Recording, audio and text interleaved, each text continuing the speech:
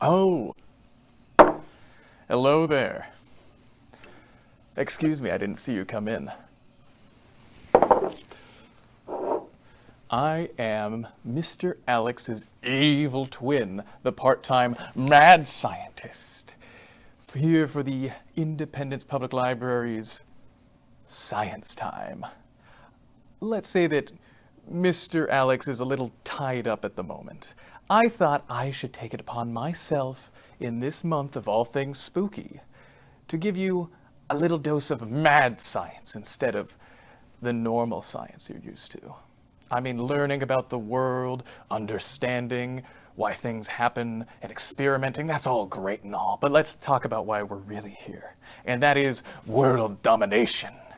That's a work in progress, but that's the goal of any mad scientist, such as myself. Excuse me a minute. Where are my manners? This is my laboratory. Welcome. It might look a little odd, but here, please, have a bite. I promise, despite its strange looks, this is quite a delicacy. One that, in fact, you could say is to die for. Go on, don't be shy.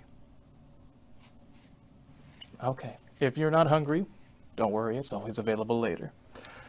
So, let's get into the science for today, shall we? So for today's mad science time, we're going to be playing with a few of our most favorite science experiments. And that would be baking soda and a little bit of vinegar.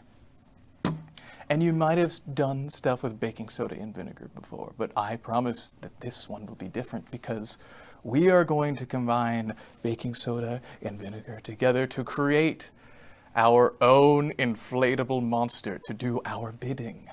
So, without further ado, let's get started. All you'll need is baking soda, about a half a cup of vinegar, an empty bottle with which to put it into, and a balloon for us to inflate. So the first thing we're going to do is take our balloon and we are going to create our monster that we're going to inflate by drawing him a face and giving him a personality so that when we bring him to life and inflate him, he will be a creature that we can control. This is my monster right here, and I'm going to inflate him and bring him to life. The next thing that you need to do is ensure that you have about a half a cup of vinegar. Any kind of vinegar should work inside your bottle that you're going to use to inflate. You just need to pour a bit into the top, preferably over a sink so you don't make a mess in your laboratory, and you should be good to go. The last thing that we need for our inflatable monster is the baking soda with which we can use to react with our vinegar. And what we're going to do is we're going to take some of the baking soda and we're going to spoonful a little bit inside our inflatable monster. Not too much, just about 1 or 2 teaspoons should be enough. Okay.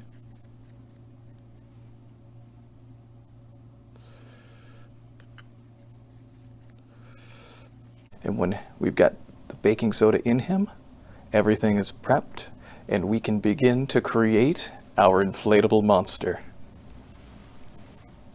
Now, I've got my bottle of vinegar, as well as my balloon inflatable monster minion that I'm going to bring to life with baking soda inside of him.